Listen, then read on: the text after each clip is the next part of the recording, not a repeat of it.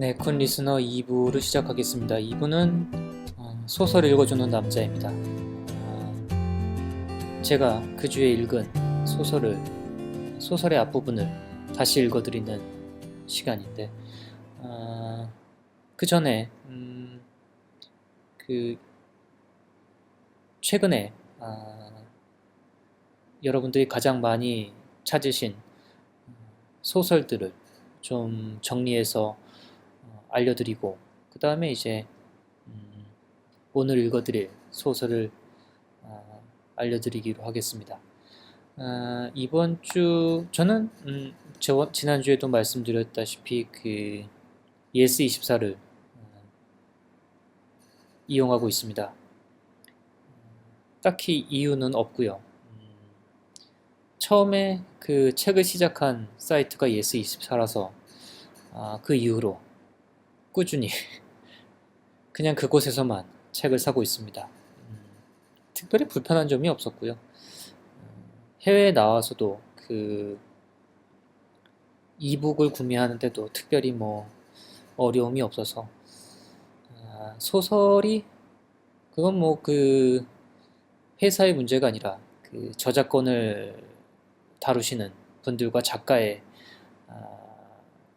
철학이니까 뭐 그것까지 저희가 왜 이북을 만들어 주지 않은지 불평할 수는 없는 노릇이니까요. 아무튼 이번 주 베스트셀러를 말씀드리겠습니다. 뭐 베스트셀러라고 뭐 순위를 알려드리는 게 좀 그렇긴 하지만 뭐 어쨌든 순위보다는 좀 많이 읽혀진 소설이라고 하는 편이 낫겠죠. 이번 주 베스트셀러 1위는 그 공지영 작가의 할머니는 죽지 않는다입니다. 소설집이죠. 단편소설을 모아 만든 책이고요. 우리에게는 뭐 도가니라든지 우리들의 행복한 시간의 작가로 유명한 작가입니다. 그래요. 13년 만에 발표하는 단편소설 모음집이라고 합니다. 인간에 대한 예의, 존재의 눈물을 흘린다. 별들의 들판 출간 이후에 13년 만에 공지영 작가가 소설집을 냈습니다. 2000년 이후에 집필하고 발표한 작품들 중에서 21세기 문학상, 한국소설 문학상, 이상문학상 수상작과 신작 3문을 수록한 이번 작품집은 작가의 매력적인 문장들과 속도감 있는 사건 전개 등이 돋보이는 작품들로 구성이 되어 있다고 합니다. 끊임없는 장편소설을 집필하면서도 단편소설이 갖추어야 할 소설의 미학을 지속적으로 유지해왔다고 평가받는 작가의 최신 작품들을 한눈에 살펴볼 수 있는 책이라고도 합니다. 제가 한 말이 아니라 그 책을 출간한 출판사에서 이런 소개글을 적었습니다. 내용을 좀 보면 일찍 집을 떠나 서울로 지방으로 공장을 떠돌다가 다시 고향 땅으로 돌아와도 밑바닥 생활을 벗어나지 못하는 여자 순례가 다시 희망의 싹을 틔우는 부활 무렵 죽음에 직면한 할머니를 둘러싸고 가족들 사이에 벌어지는 또 다른 죽음 행렬 속에서 경악하는 소녀의 독백을 담은 할머니는 죽지 않는다. 탈출의 희망을 버리고 자신이 계획했던 대로 이루어져야 한다는 집착마저 포기한 후에야 운명과 맞닥뜨린 번역가의 삶을 그린 맨발로 글목을 돌다 등은 그동안 작가가 죄의 용서와 화해, 고통과 번민을 통한 인간의 성장을 주제로 함으로써 한국 문학의 독보적인 역할을 해왔음을 증명케 한다라고도 소개하고 있습니다. 그래요. 할머니는 죽지 않는다. 공지영 작가의 새 소설집이 이번 주 베스트셀러 1위입니다. 2위는 82년생 김지영입니다. 조남주 작가의 소설입니다. 3위는 나미야 자파점. 정말 롱런하네요. 히가시노 게이고의 작품입니다. 사위도 히가시노 게이고의 기린의 날개라는 소설입니다. 용기를 내라. 진실로부터 도망치지 마라. 자신이 믿는 대로 하라. 죽음을 앞둔 아버지가 아들을 향해 온몸으로 남기는 감동의 마지막 메시지라고 합니다. 대도시 한복판에서 벌어지는 의문의 살인사건. 어느 날 늦가을 밤 도쿄의 한복판에 있는 니온바시 다리에서 중년의 남자가 가슴에 칼에 찔린 채 경찰에 발견됩니다. 사건 현장은 다리에서 한 블록 떨어진 지하도. 그곳에서 칼에 찔린 남자는 피를 흘리며 혼신의 힘으로 다리까지 걸어와 다리 중앙에 서 있는 기린 조각상을 향해 기도하는 자세로 쓰러집니다. 그는 병원으로 후송되지만 이내 숨지고 맙니다. 그로부터 2시간 후 사건 현장 인근 공원에 한 청년이 경찰의 불신 검문에 피해 달아나다 트럭에 치여 의식불명이 됩니다. 청년의 소지품에서 사망한 남장의 운전면허증과 지갑 등이 발견되고 경찰은 청년을 살인사건 용의자로 지목하게 됩니다. 경찰 조사 결과 사망한 남자는 건축 부품 제조회사의 본부장인 아오야기 다케야. 의식불명에 빠진 용의자의 이름은 야시마 휴우기로 피해자가 다니던 회사에서 계약직 현장 근로자로 일하다 6개월 전에 현장 사고로 다친 후 회사 측에서 산재 처리도 받지 못한 채 해고당했다는 사실이 알려집니다. 외견상으로는 원한에 의한 단순살인 혹은 강도살인 사건. 경찰은 서둘러 사건을 종결하려는 쪽으로 수사 방향을 몰고 갑니다. 라는 게 소설의 전반적인 스토리입니다. 그래요. 이 책은 빨리 저도 읽고 싶은데 이북으로 출간되지 않았습니다. 그래요. 어째서입니까? 저도 히가시노 게이고를 무척 좋아합니다. 그래요. 빨리 이북으로 만나볼 수 있었으면 좋겠네요. 5위는 8회 젊은 작가상 수상 작품직이 선정되었습니다. 쭉 내려가다가 눈에 띄는 거는 그 운명과 분노라는 소설이 9위에 랭크됐습니다. 로런 그로프라는 미국 작가입니다. 이 작품은 물론 저도 읽지 않았지만 아무튼 수식어가 아주 화려해요. 2015년 아마존 선정 올해의 책 1위입니다.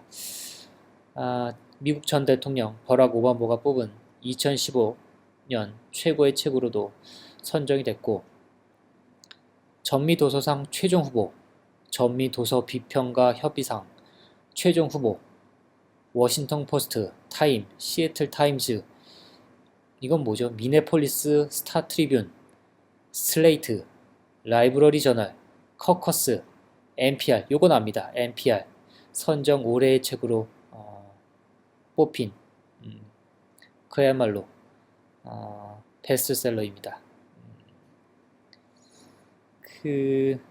이런 소개글이 있어요.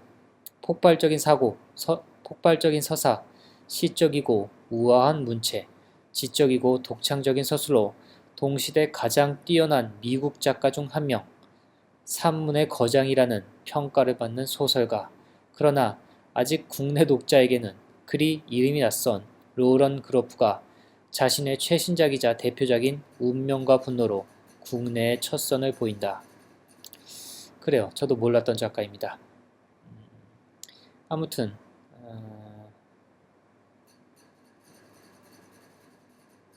읽어보고 싶네요. 내용을 살짝 보자면 운명과 분노는 로토와 마틸드 두 사람이 20여 년간에 걸친 결혼 생활을 통해 사랑과 예술, 창조성과 힘, 거짓과 진실, 그리고 결혼이란 무엇인가에 대한 근본적인 질문을 던지는 소설이라고 합니다. 여기까지 읽었을 때는 글쎄요 입니다만 그래요.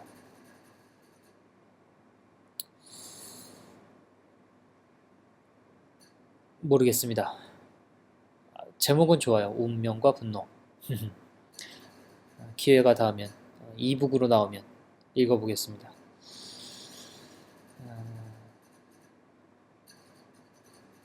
그래요. 이번 주에 읽어드릴 책은 독일 작가 사샤 아랑고의 미스터 하이든입니다. 스릴러고요. 이 책을 소개해드리기 전에 이번 주에 새로 진입한 책인 것 같은데 20위에 고슴도치의 소원이라는 소설이 랭크됐습니다. 톤 텔레헨 작가의 작품입니다. 톤 텔레헨은 1941년 네덜란드 출생이고요. 위트레이트 대학교에서 의학을 공부했다고 합니다. 의사로서 일하면서 다수의 시집을 발간했고 1985년 다람쥐가 주인공인 하루도 지나지 않았어요를 발표하면서 동화 작가로 활동을 시작했다고 합니다. 그래요. 어른을 위한 동화입니다. 2017년 키쿠쿠니아 베스트 선정 도서입니다. 에쿠니 가오리, 오가와 요코, 다쿠카와 슌타로 등이 일본 문단에서 극찬을 했다고 하네요. 그래요. 외로움, 예민함, 소심함, 걱정 가득한 당신을 위한 이야기라고 합니다. 네덜란드의 국민작가 톤 텔렌이 전하는 어른을 위한 특별한 동화 소설이라고 합니다. 그래요. 궁금하네요. 그래요. 이번 주에 읽어드릴 소설에 대해 좀 설명드리겠습니다. 사샤 아랑고는 여러분도 아마 좀 낯선 작가라고 생각을 합니다. 저도 이 미스터 하이든이라는 소설을 읽기 전에는 처음 듣는 작가였습니다. 1959년 베를린 태생이고요. 독일에서 가장 저명한 시나리오 작가 중 한 명이라고 합니다. 다수의 연극과 방송 대본을 집필했고 독일에서 가장 권위 있는 방송상인 그림의 상을 여러 번 수상했다고 하네요. 소설은 이게 미스터 하이든이라는 작품이 데뷔작이고요. 독일 내에서는 물론 런던 도서전에서 크게 화제가 돼서 유럽과 미국, 캐나다 등지에서 러브콜을 받았다고 합니다. 이미 20여 개국에서 저작권을 수출했고 그래요. 뉴욕타임즈, 가디언, 슈피겔, 퍼블리셔 위클리 등에서 심리 묘사가 훌륭한 걸작 스릴러, 아름다운 루아르이자 훌륭한 페이지 터너라는 호평을 들었다고 합니다. 그래요. 제가 어디서 봤는지 모르겠지만 이 미스터 하이든이 영화 된다고 했는데 영화 감독이 유명한 사람이어서 봤던 것 같아요. 누구였죠? 잠시만요. 찾아보겠습니다. 저 어디서 봤죠? 미스터 하이든.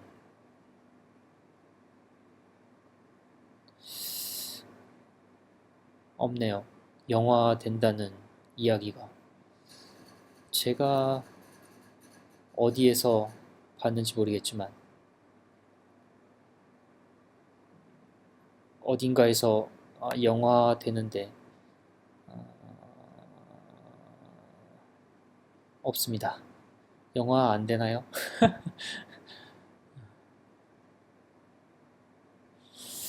그래요. 아님 말고요.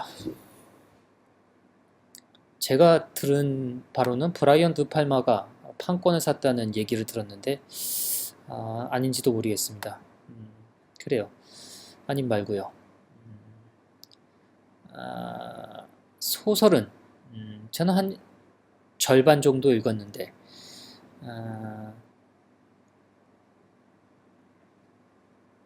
그 내용은 이렇습니다. 한 남자가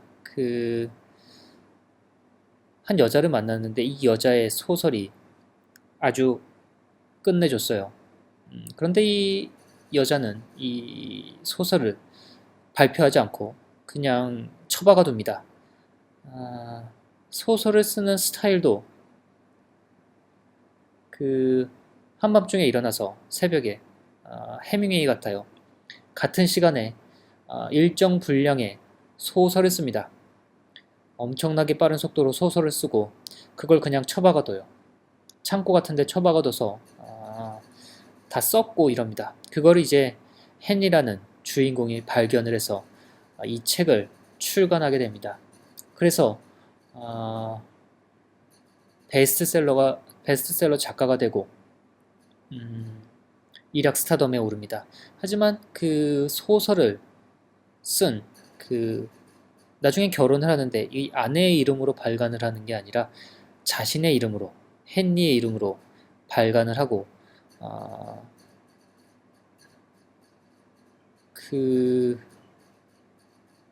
그렇게 계속 살아가다 그 출판사의 그 편집자인 베티라는 여자와 이제 바람을 피면서 벌어지는 일입니다. 이 베티가 임신을 하게 되고 이 헨리라는 남자는 아내와 이제 이혼하겠다는 발언까지 합니다만 어쩐지 이게 잘못된 생각인 것 같아서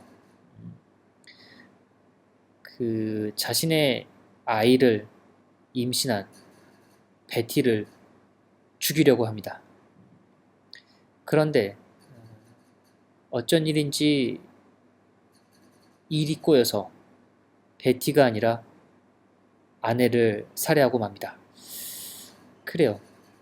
여기까지가 대충 제가 읽은 스토리입니다. 이제 후반부에 들어가는데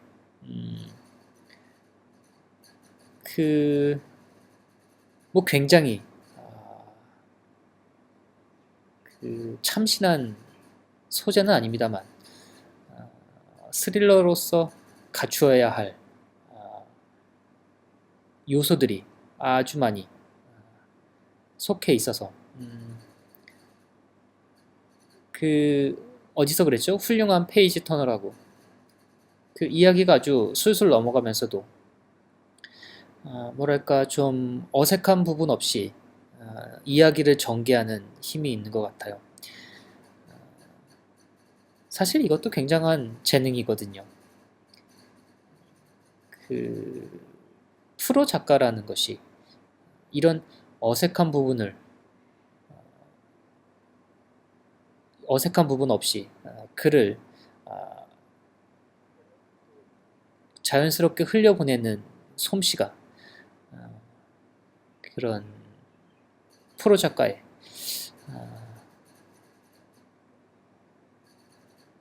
필요한 조건이 아닌가 이렇게도 생각을 합니다.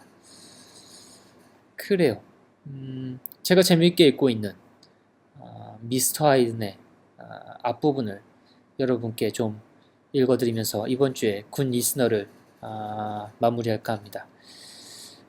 그래요. 들어주셔서 고맙습니다. 저는 다음 주에는 일본에 있습니다. 일본에서 녹음을 할 수 있을지 모르겠지만 랩톱을 가지고 가지 않아서 그래요. 어쩌면 미리 녹음을 하고 갈지도 몰라서 아무튼 고맙습니다. 들어주셔서. 굿 리스너, 저는 주드 프라이데이였습니다. 미스터 하이든 챕터 2. 가끔씩 헨리는 마르타를 만나지 않았으면 어떻게 됐을까 생각해보았다. 매번 내리는 결론은 똑같았다. 그냥 그렇게 계속 밑바닥 인생을 살았을 것이다. 지금처럼 유명해지지도 않았을 것이고 풍족하고 여유로운 삶을 누리지도 못했을 것이다. 이탈리아산 스포츠카는 엄두도 내지 못했을 것이고 그의 이름을 아는 사람도 없었을 것이다. 그거 하나는 확실했다. 그는 투명 인간처럼 살았을 것이다. 그것도 기술이라면 기술이다. 악조건 속에서 삶의 역경을 헤쳐나가는 것은 물론 흥미로운 일이다. 없어봐야 안다고 돈이 넘치면 돈의 가치를 모르는 법. 다 옳은 말이다. 하지만 부유하고 화려한 삶을 살기 위해서라면 지루함과 무기력 중 정도는 감수해야 하지 않을까. 아무리 그래도 배고픔, 고통, 돈이 없어 치료하지 못하는 충치보다는 낫지 않은가 말이다. 행복하기 위해서 꼭 유명해져야 할 필요는 없다. 특히 요즘에는 유명인이면 꼭 훌륭한 사람인 것처럼 과대평가하는 경향이 있긴 하지만 헨리는 칙칙한 무명인의 세계에서 화려한 유명인의 영역으로 진출한 뒤로 삶이 전과 비교할 수 없이 편해졌다는 것을 부인할 수 없었고 몇 년 전부터는 이 상태를 유지하는 데만 힘쓰고 있었다. 사실상 그에게는 더 이상 올라갈 곳도 없었다. 좀 속물일지는 몰라도 이 문제에 있어서는 그는 철저한 현실주의자였다. 프랭크 앨리스 원고는 그에게 있어 인생 최고의 득템이었다. 원고는 빵 구울 때 쓰는 기름 종이에 돌돌 말린 채 낯선 방 침대 밑에서 발견됐다. 그는 숙취로 깨질 듯한 머리를 부여잡고 왼쪽 양말을 찾고 있었다. 여느 때와 같이 낯선 집에서 하루를 보낸 뒤 조용히 사라지려는 찰나였다. 침대 옆에서 누워있던 여자는 전날 처음 본 여자였고 통성명을 할 생각 같은 것도 없었다. 발과 골반부터 이어지는 여성스러운 굴곡과 가느다란 밤색 머리카락이 보였다. 더 자세히 보고 싶은 생각도 없었다. 난로는 차디차게 식어 있었고 방은 어두컴컴했고 공기 중에는 먼지 냄새와 숙취 냄새가 났다. 그곳에 더 머물 이유가 없었다. 헨리는 타는 듯한 갈증을 느꼈다. 전날 특별히 술을 많이 마신 탓이었다. 그날은 그의 37번째 생일이었다. 축하해주는 사람은 없었다. 물론 생일인지 아는 사람도 없었다. 누가 어떻게 알겠는가. 부모는 오래전에 세상을 떴고 떠돌이에게 주기적으로 만나는 친구도 있을 리 없다. 그에게는 저녁에 돌아갈 집도 월급이 나올 직장도 없었다. 앞으로 어떻게 살아야 할지에 대한 고민도 없었다. 그런 게 왜 필요하단 말인가? 미래는 불확실한 것이다. 미래를 안다고 말하는 사람은 거짓말쟁이다. 과거란 지난 일들에 대한 기억이다. 즉, 머릿속에서 만들어낸 것뿐이다. 확실한 것은 현재다. 현재만이 자아를 펼칠 수 있는 공간을 마련해준다. 그리고 바로 사라진다. 헨리를 괴롭히는 것은 불확실한 것이 아니라 확정된 것이었다.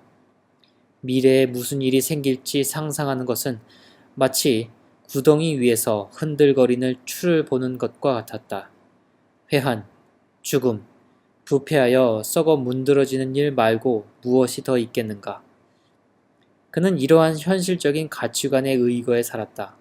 그리고 자신의 인생을 사후 역사가들에 의해 평가받아야 할 하나의 종합적인 과정으로 보았다. 그러나 아무것도 남기지 않은 사람들의 삶을 어떻게 평가할 수 있겠는가. 즉, 그는 두려울 것이 없었다.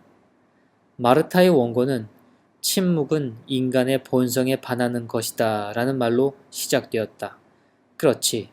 헨리는 속으로 무릎을 탁 쳤다.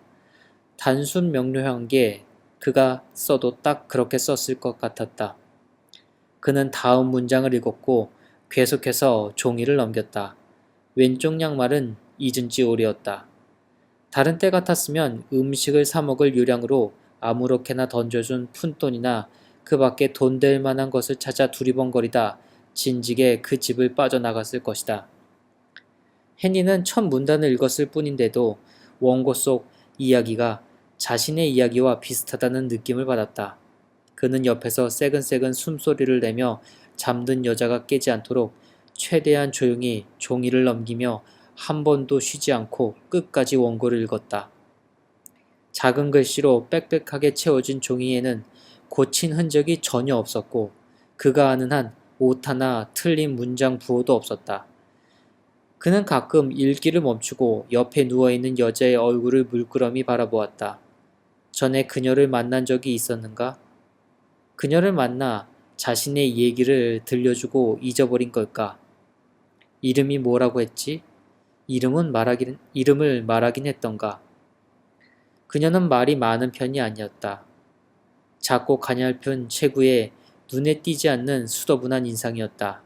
긴 속눈썹이 잠든 그녀의 얼굴 위에 그림자를 들고 있었다. 이른 오후 마르타가 잠에서 깼을 때 헨리는 이미 난로를 피우고 별 이유 없이 물이 새던 수도꼭지를 고쳐놓고 빗두름하게 걸려있던 샤워 커튼을 고쳐달고 부엌 청소를 하고 달걀 프라이를 다 만든 뒤였다. 식탁 위에 놓여있는 타자기에 기름을 치고 삐걱거리던 타자기도 바로 똑바로 펴놓았다. 마르타의 원고는 원래대로 빵 굽는 종이에 돌돌 말아 침대 밑에 두었다. 마르타는 식탁에 앉더니 달걀 프라이를 맛있게 먹었다. 그는 그녀에게 함께 살자고 제안했고 그녀는 아무 말도 하지 않았다. 그는 그것을 오케이 사인으로 받아들였다. 그들은 하루 종일 함께 지냈다. 그녀는 그가 전날 밤 취해서 자신을 아무짝에도 쓸모없는 놈이라고 했다고 말해주었다. 그는 그 말이 사실임을 시인했지만 전날 일이 기억나지는 않았다. 오후에는 식물원에 가서 아이스크림을 먹으며 산책을 했다. 그는 그녀에게 지금까지 살아온 이야기를 들려주었다.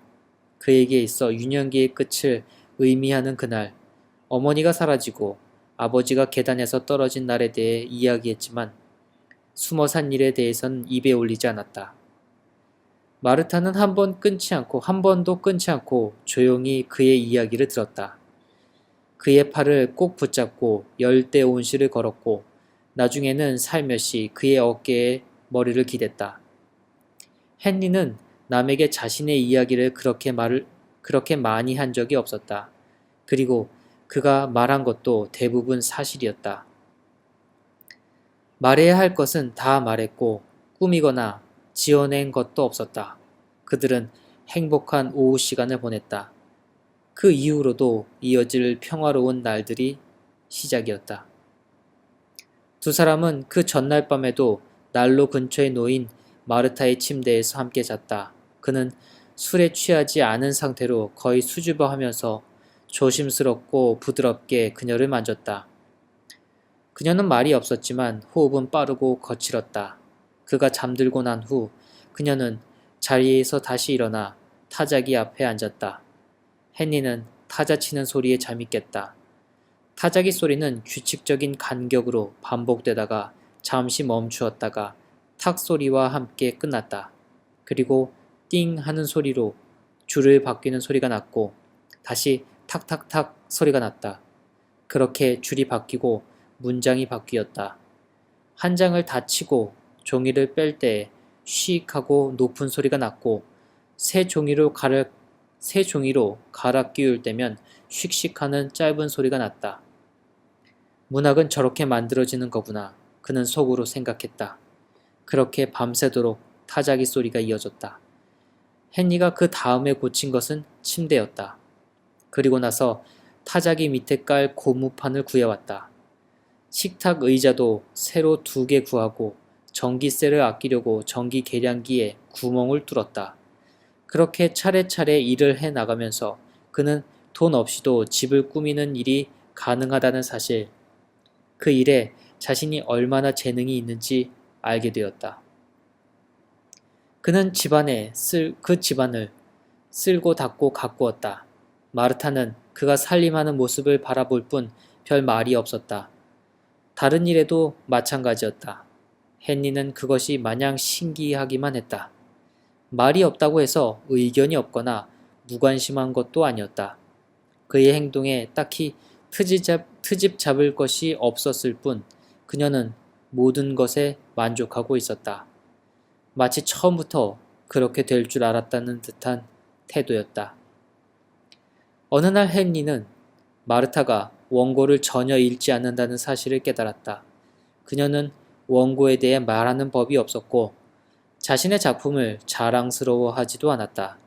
그저 작업 중이던 원고가 끝나면 바로 다음 이야기를 쓰기 시작했다. 가을이 되어 잎을 모두 떨어뜨리고 나는 나무 같다고나 할까.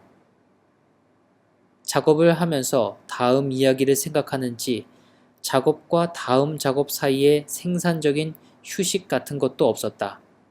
그녀가 무슨 돈으로 생활비를 조달하는지 헨리에게 오랫동안 수수께끼였다.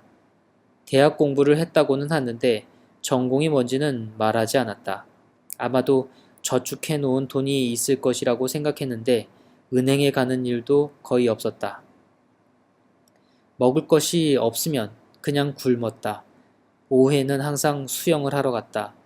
한 번은 헨리가 몰래 뒤따라간 적이 있는데 정말 수영만 하고 돌아왔다. 헨리는 지하 창고에서 원고가 가득 든 여행 가방을 발견했다. 아이 시체라도 숨기듯 급히 구겨 넣은 원고들은 물에 젖어 곰팡이가 잔뜩 끼어 있었고 쥐똥이 그득했다. 글씨는 읽을 수 있었지만 종이는 한 덩어리가 되어 떨어지지 않았다. 돌이킬 수 없는 이야기들이었다. 만약 헨리가 챙기지 않았다면 프랭크 앨리스도 조용히 썩어가다가 어느 추운 날 난로 속에 던져져 잠시 온기를 주고 사라지는 신세가 됐으리라. 프랭크 앨리스가 살아남은 건 순전히 헨리의 공이었다. 창조자는 아닐망정 구조자이긴 했던 것이다. 헨리도 나중에 그렇게 자신의 양심을 다독였다. 그것만 해도 어디인가. 문학에는 관심 없어. 난 그냥 글을 쓰는 게 좋아. 마르타는 어느 날 그렇게 자신의 생각을 말했다. 헨리는 나중을 위해 그 말을 기억해 두었다. 거의 밀폐에 가까운 경험 세계를 가진 마르타가 어떻게 그런 다채로운 인물들을 묘사해냈는지 헨리에겐 풀리지 않는 수수께끼였다. 여행 경험이 별로 없는데도 그녀는 세상을 다 아는 것 같았다. 그는 그녀를 위해 요리했고 그들은 함께 대화를 나누거나 침묵하거나 잠을 잤다. 그녀는 밤에 일어나 원고를 썼고 그는 점심때가 되면 음식을 준비했다. 식사를 마친 뒤에는 그녀가 밤새 쓴 원고를 읽었다. 그리고 원고 한 장 한 장을 소중히 챙겨두었다. 그녀는 원고가 어디에 갔는지 묻는 법이 없었다. 그들에게 그들 사이에는 조용히 그리고 자연스러운 사랑이 싹텄다. 그들은 함께여서 좋았고 그런 생활은 두 사람 모두에게 도움이 됐다. 헨리는 이것이야말로 최적의 삶이라고 생각했다. 그가 그 평화를 깨지만 않으면 될 일이었다. 헨리는 전화번호부에서 출판사 주소를 4개 찾아내 자신의 이름으로 프랭크 앨리스 원고를 붙였다. 원고를 쓴 사람이 누군지 절대 발설하지 않겠다고 마르타에게 거듭 다짐한 뒤였다. 그 비밀은 평생 지켜야 하며 출판된다면 헨리의 이름으로 책을 내야 한다는 게 마르타의 조건이었다. 헨리는 조건을 수락했고 약속을 지키겠노라 맹세했다. 그리고 자신의 방식대로 약속을 지켰다. 오랫동안 답변이 오지 않았기 때문에 헨리는 자신의 원고를 붙였다는 사실조차 잊어버리고 말았다. 그리고 그렇게 요청 없이 보낸 원고가 채택될 가능성이 얼마나 낮은지 알았더라면 우편료에 괜히 돈을 낭비하지 않았을 것이다. 그러나 모르는 게 득이 될 때가 있는 법. 그동안 그는 청과시장에 나가 일을 했다. 새벽 2시에 나가 일을 하고 정오쯤 되면 채소 냄새를 풍기며 돌아와 마르타에게 줄 음식을 만들었다. 마르타는 부모님에게 헨리를 소개시켰다. 아주 오랫동안 망설이다가 내린 결정이었는데 마르타가 마르타의 아버지를 보니 왜 그랬는지 알 것 같았다. 처음 인사를 하러 간 날 명예퇴직 소방관인 그는 벨벳 소파에 앉아 눈에 활활 타오르는 적개심을 담은 채 헨리를 삐딱하게 노려보았다. 류머티즘 때문에 온몸에 관절이 좋지 않았고 이미 엄지손가락은 못쓰게 된 상태였다. 슈퍼마켓 계산원인 어머니는 밝고 따뜻한 심정의 소유자로 누구나 바라보는 다정다감한 어머니였다. 그들은 커다란 소파 세트가 점령하고 있는 거실에서 카르다몬을 넣은 커피를 마시고 별 의미 없는 대화를 나누었다. 장식대 위에는 새장 하나가 있었는데 노란 새 한 마리가 금방이라도 죽을 것처럼 축 늘어져 있었다. 마르타의 아버지는 장식장에서 조명을 달고 옛날 소방관 헬멧을 전시해 두었는데 그것은 그냥 커다란 자랑거리였다. 그는 헨리에게 헬멧의 연대, 기원, 기능을 하나하나 설명하며 헨리가 지루한 표정을 짓거나 몰래 하품을 하지는 않는지 매서운 눈초리로 살폈다. 그러나 헨리는 나 죽었소 하는 심정으로 그 모든 과정을 견뎠을 뿐 아니라 자발적으로 질문을 하는 적극성을 보이기도 했다. 추운 겨울이 왔다.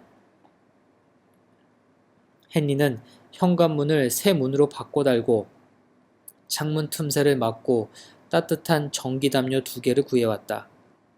문은 재활용 목재 컨테이너에서 봐두었다가 눈이 많이 오는 날 컨테이너 위로 올라가 그 무거운 문을 끄집어내 개미처럼 어깨에 들쳐매고 돌아왔다.